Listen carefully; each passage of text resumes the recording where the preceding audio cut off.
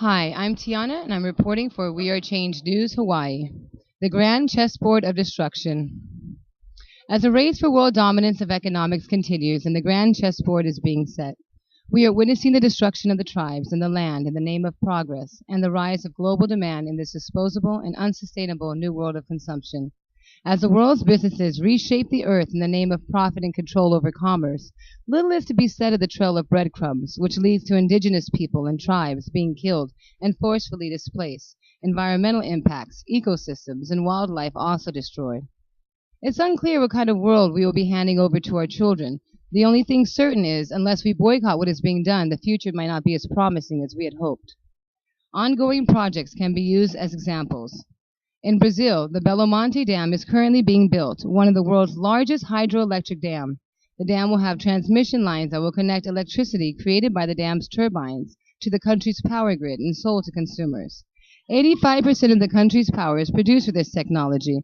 The government says this project will guarantee national energy security. This project is a complex of 3 dams, numerous dikes, and a series of canals. It will affect 1,522 square kilometers of land. It will flood an area the size of Chicago.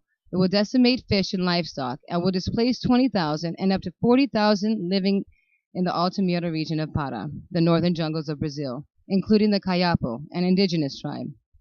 The Amazon is one of the most important and sensitive ecosystems. It represents over half of the planet's remaining rainforest and comprises the largest and most biodiverse tract of tropical rainforest and provides 20% of the world's oxygen. Now, parts of this forest are being chipped away at by bulldozers as native people lose hope to preserve the land and the ways of their ancestors. Nicaragua's President Daniel Ortega and China's telecom billionaire Wang Jing recently announced a project now underway, the largest interoceanic canal in the world. This 286-kilometer, 5-year, $50 billion project will literally rip through the country and everything in its path. Although the Chinese government has denied being involved in the project, the U.S. Embassy has expressed concern over the lack of information and transparency and has called for documents to be made public. China's involvement would be a direct challenge to the U.S., which controlled the Panama Canal until 1999. China is gaining a strategic foothold in Central America.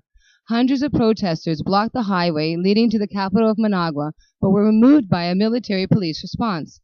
The 50-year concession agreement made between Nicaragua's president and Wang Jing has a right of extension for another 50 years and has been granted the right to take away any property it needs for the canal or related projects, including 2 ports, a free trade zone, hotel, and resorts.